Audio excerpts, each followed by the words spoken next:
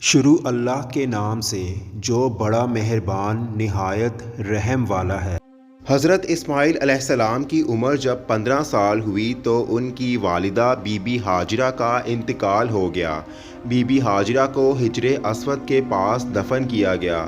حضرت اسماعیل علیہ السلام اپنی والدہ کی وفات کے بعد ان کی جدائی میں پریشان ہو کر کہیں جانا چاہتے تھے۔ لوگوں نے مشورہ کر کے ایک اشراف گھر کی لڑکی سے ان کا نکاح کر دیا۔ حضرت ابراہیم علیہ السلام جب مکہ مکرمہ واپس آئے تو اپنی بیوی ہاجرہ کی وفات کا سن کر انہیں بہت افسوس ہوا۔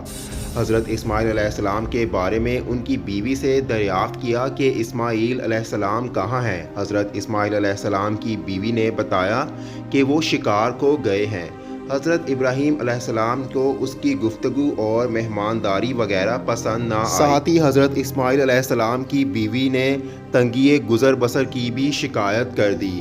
جب حضرت ابراہیم علیہ السلام نے حضرت اسماعیل علیہ السلام کی بیوی کو فرمایا کہ اسماعیل کو کہہ دینا کہ اپنے دروازے کی دہلیز کو تبدیل کر دے۔ جب حضرت اسماعیل علیہ السلام شکار سے واپس اپنے گھر تشریف لائے تو آثار انور معلوم ہوئے۔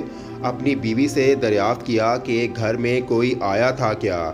تو ان کی بیوی نے کہا کہ ایک بزرگ آئے تھے اور جاتے وقت فرما گئے تھے کہ اسماعیل سے کہنا کہ اپنے دروازے کی دہلیز کو تبدیل کر دے کیونکہ یہ ٹھیک نہیں ہے۔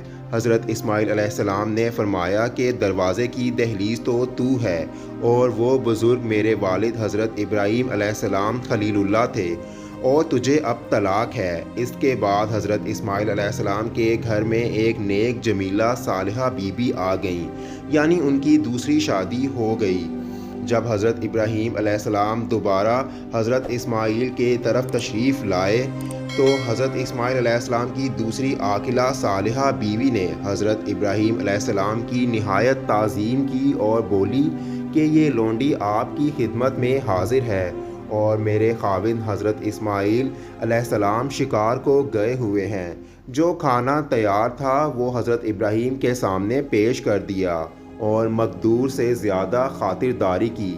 حضرت ابراہیم علیہ السلام نے جاتے وقت فرمایا کہ اسماعیل کو میرا سلام کہنا اور یہ بات بھی کہنا کہ تیرے گھر کا آستانہ اب مناسب اور اچھا ہے اور یہ کہ ہماری طبیعت اس کی خوبی پر راضی ہے۔ جب حضرت اسماعیل علیہ السلام شکار سے واپس آئے تو ان کی بیوی نے سارا ماجرا بیان کیا۔ حضرت اسماعیل علیہ السلام نے یہ سن کر فرمایا کہ وہ میرے غمگسار میرے والد خلیل اللہ تھے۔ دہلیز قائم رکھنا یہ تیری خاطرداری کی وصیت ہے جو مجھے بصور و چشم قبول ہے اور ان کے فرمان پر کے مطابق میں ہمیشہ تیرا غمگسار رہوں گا۔